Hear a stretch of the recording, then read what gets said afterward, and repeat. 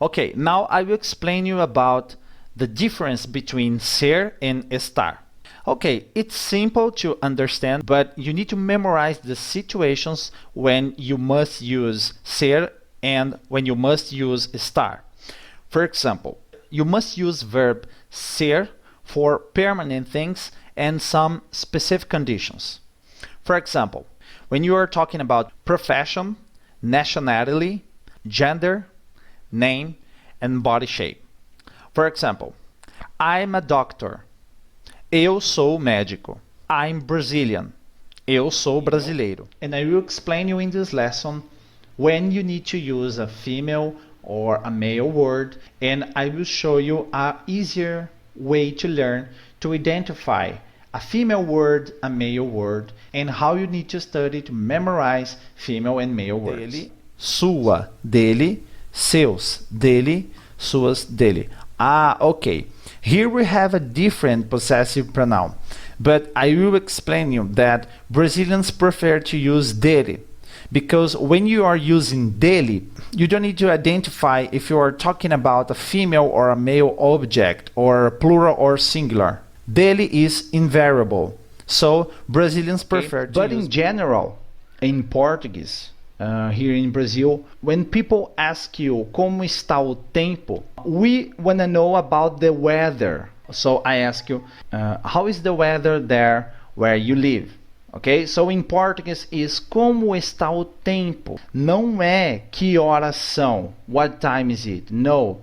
I want to know how is the weather. Okay, so usando a árvore dos verbos, using the three verbs. Think about this.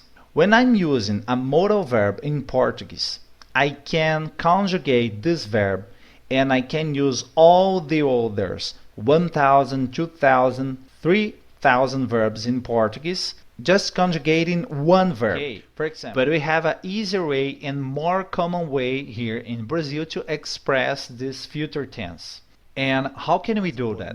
Duração de tempo. Ele estudou por 2 horas.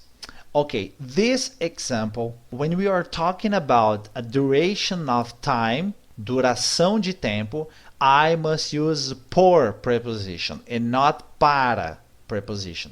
Preposição por.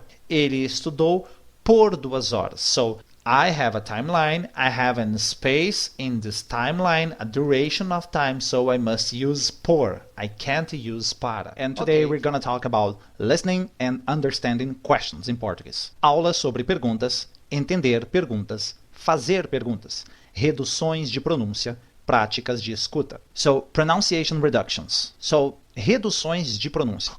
Understanding how Brazilians can do pronunciation reductions is a very important way to understand when you are talking to Brazilians. For example, when you are listening to the music or when you are watching series, for example, you need to know how to understand reduction of pronunciation. In this lesson, you're gonna see a lot of questions about a lot of themes. For example, here we have some themes in Portuguese, and in this lesson I will talk a lot in Portuguese and just a little in English because you need to hear my voice and you need to understand how Brazilians speak in a native way. So here we have some topics: pessoas, lugares, comida e bebida, tempo, clima, lazer, dinheiro, quantidade. So let's learn today how to pronunciate. O primeiro, Vicky Vaporub. What? Vicky Vaporub. Vicky Vaporub. McDonald's. McDonald's.